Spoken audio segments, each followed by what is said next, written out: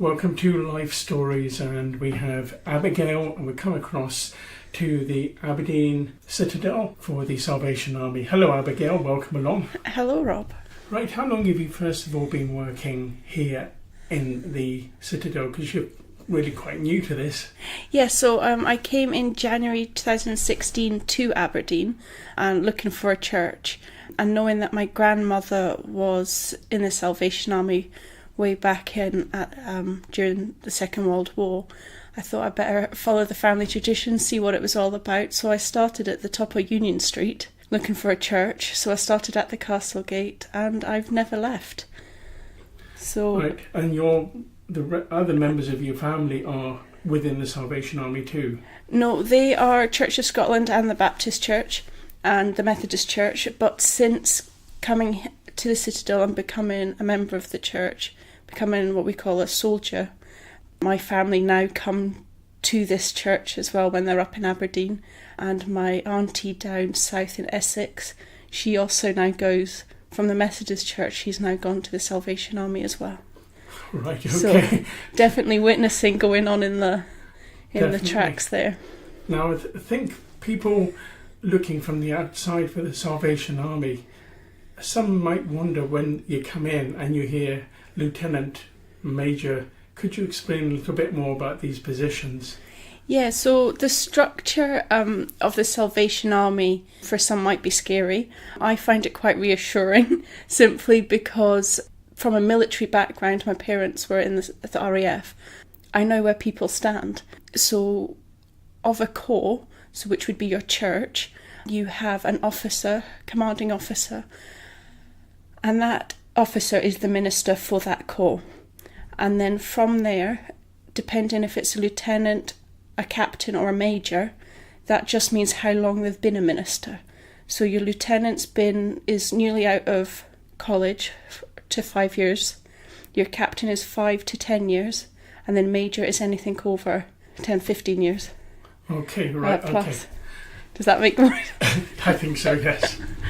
Now for yourself, are you planning to move up the ranks, as it were? Or? Yes, so yeah, I had a calling from God back in Easter 2017 while doing some missionary work here at the Citadel, which was planning an open day for children and for adults.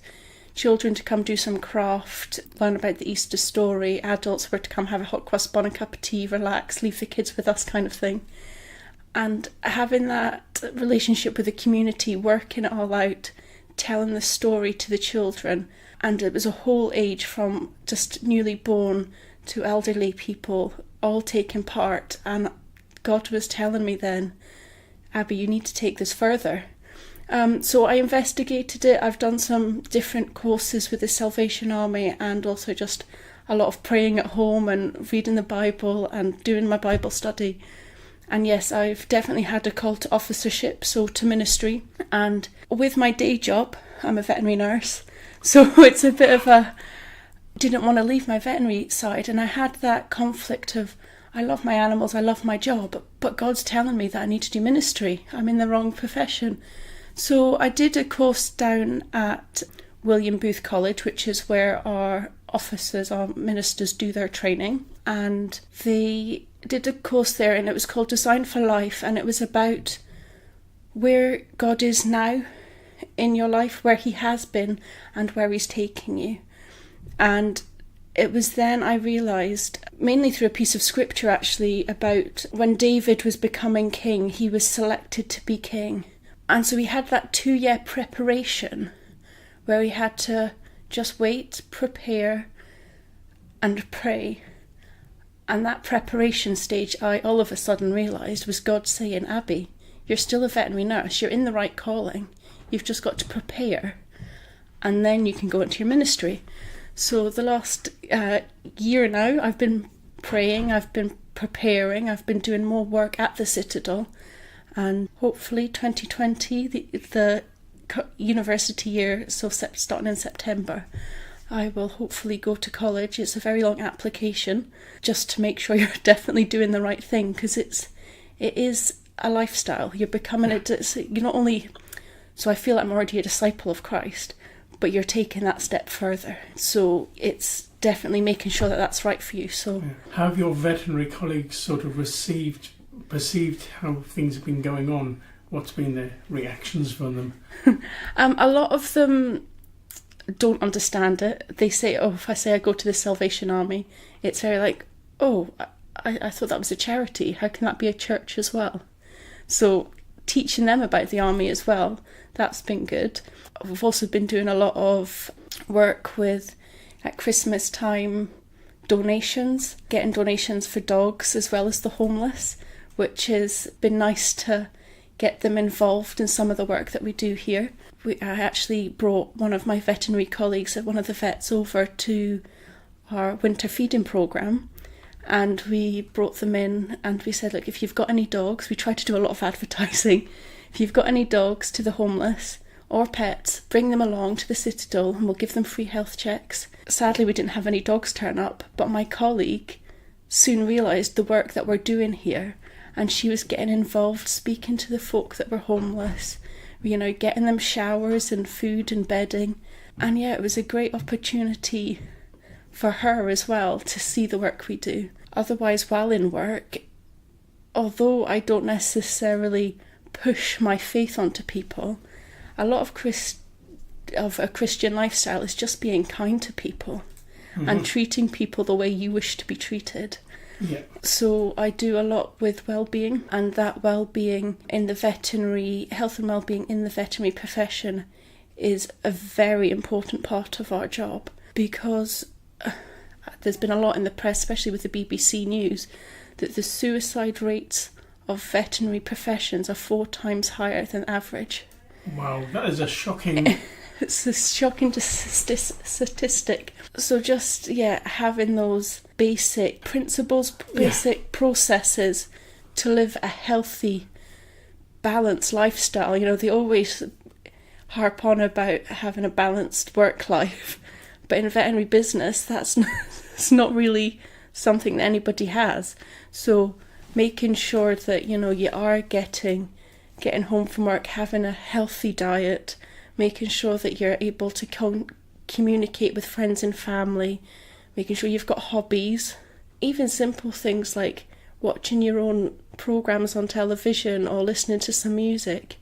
Sometimes these simple things can get missed out. And then making sure as well that you're always learning a new thing. We find that's very useful, whether it's a new skill, so it could be a new musical instrument or a new sport, or it could just be learning more of your own profession. So in ours we do continual, what we call CPD, professional development, but it could be something more in. So I've now gone down the well-being side. I'm also going down the accident and emergency side as well.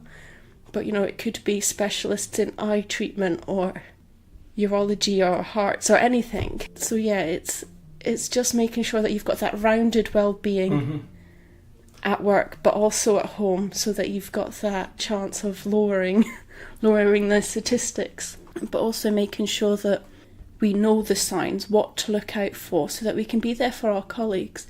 Because it's all very easily saying, oh yeah, I noticed those signs, I saw them going over the edge kind of thing, but why didn't we do anything back at the start when we saw someone struggling?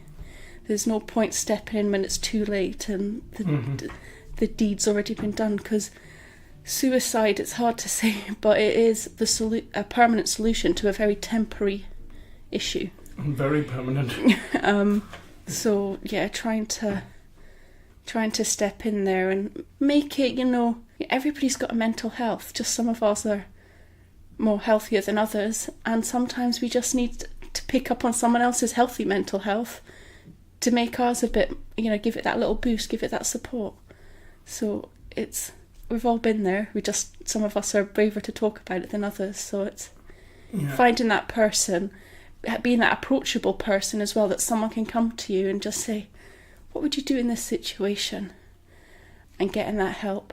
And it's just being a signpost as well. If somebody's like, slyly maybe say, I have a friend that has this issue, where would I direct them? When actually it's them they're talking about. And you can say, well, these are the organisations that you can go to, or this is how you escalate this issue, or this is how you sort this problem out. And just having that reassurance person that can just almost put that blanket, that calmer on the situation. At the end of the day, the way that I deal with it is I go to prayer, I study the Bible, I go to God, I say, God, look, take these worries from me. But they don't, they come to me. So yeah, it's in turn they are witnessing God. They don't realise it, but yeah, they know what I do. So it's just trying to push God out there, but not force it on anybody. And that's sometimes difficult to get that balance right as well. Yes, because I guess we've all been there when you've had someone very forceful say, right, this is what you need to believe, this is what you need to do, and you just feel like, whoa, back off, that's not what we believe. But actually, at the heart of it, to be a disciple, you need to be kind, you need to be loving and be like Christ himself. And Christ would, you've heard all the parables, none of them make sense straight off of it. So yeah, putting it into layman's term or context, or saying, well, actually in this situation, this is what's going on. All this anxiety you have is because of this. So just take a breath, let's look at the options that we can do. It's basically the parables, but backwards. So yeah, it's just working it out that way, which in turn is very rewarding for me, because I just see God working in my life, which is the well-being part for me. You feel that through this work that your faith itself is strengthened? Oh, definitely. Any time that I'm having a low, I have to think, why am I having a low time? Oh, it's because I've not prayed. It's because I've not gone to God and said, help. I need your help, God, because I've had a patient that's been really hard, or there's a conflict at work between me and a colleague, and I just don't understand what's going on. And I pray about it. I then go to sleep.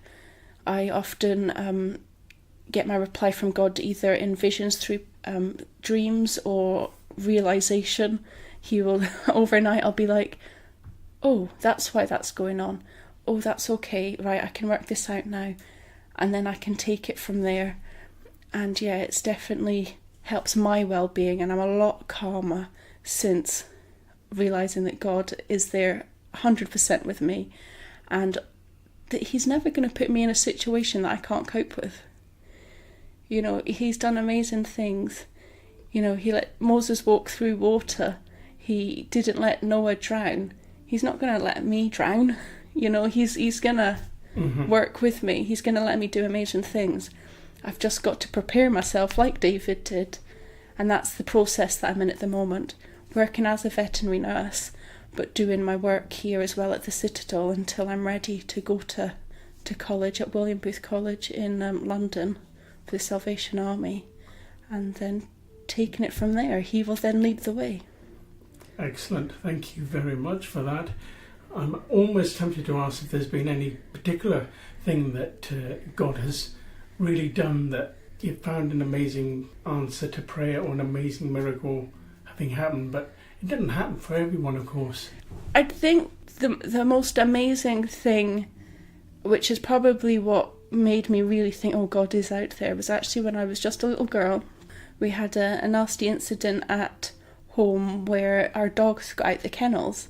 2 of the dogs came back straight, well, one didn't even leave, he was too old to wander off. The middle-aged dog, he wandered off and came back because he knew where we lived. But the little 7-month-old puppy didn't know where she lived, so she just wandered off. And I prayed, how far can she go? And living in the countryside, she can go for miles. And I prayed, and I had a vision that she was at the side of the road. She'd been injured, but she was at the side of the road, and we just needed to find her. And I went up and down our road, which is 2 miles long. I couldn't find her, and I must have been about 12 or 13, going back and forth, couldn't find her. I was on the wrong road. She was on the other side of the forest, on another road that looks identical to ours. But she was just there. Someone else found her and took her to the vet. She lived on till she was 13 years old. She didn't lose that. She lost her leg. She got hit, it must have been hit by a car or a lorry or something, and found shelter at the side of the road. She had a damage to her back leg, but she didn't lose it. So she walked with a hobble, but she never let anything get her down. She was the most mischievous dog ever. She would raid every single bin. She would act like she was old and hobbled, but she would soon quickly get out of bed, raid the bin or raid the work surfaces, and then go back to bed and pretend that she was old and crippled and couldn't move. But I think that was definitely that dream that she was at the side of the road, and then that doubt of, but she's not here, God. And then someone else finding her. It's like, you were looking in the wrong place. God was telling me she was there, but you've just got to listen and look in the right places. And I think that's definitely, it's what stuck with me. I'm definitely older than 13 now. It's still stuck with me. So I think that would probably be the biggest. Oh, that's great. What would you say to people out there who are listening, maybe as a podcast or maybe as the broadcast, to encourage them to trust God more? I think just to jump in wholeheartedly would be my response to that. But, just take a little bit of a time, If you've got a worry on your heart, just let him know. I think a big turning point as well for me that I learned was God is three persons of God. So you've got God himself up in heaven. You've got Jesus Christ, who we learn about in the scriptures. But then there's the Holy Spirit. That's actually within us. That's almost, I best describe it as our moral. That's that moral in us that says, this is good and this is bad. There's always that little bit at the background, which is the devil, that says, oh no, it doesn't matter. It doesn't matter if you have that extra biscuit. Or that kind of, that person in the background, we can ignore them. We don't need to give them any praise. But that moral inside you that says, no, I'm going to help that person cross the road, or I'm actually going to pop next door and make sure my elderly neighbour's okay, see if they need anything. That's the Holy Spirit inside of you. So if you feel that spirit, embrace it. And if that spirit's saying, what's going on right now? I've got a bit of a worry, I've got a bit of a concern. Pray about it. Speak to someone else about it. You're more than welcome to come along to the Citadel here in Aberdeen, or any Salvation Army, or I'm sure any church, and say, look, I've got this concern. The Spirit's saying this to me in my heart. But how do I get that anxiety out? How do I get that concern out? And someone else will be more than happy to pray with you. Whether it's myself as a lay person assisting here at the Citadel, in training, so to say, or whether it is one of our officers or one of our retired officers, so someone that's done their many years of officership as a minister and are now retired. We've got several here at the Citadel, so, we're all happy to pray with someone that has got any concerns or would like to delve deeper into a life with God. Excellent. Can I thank you, Abigail, for coming on and speaking to us today? Thank you.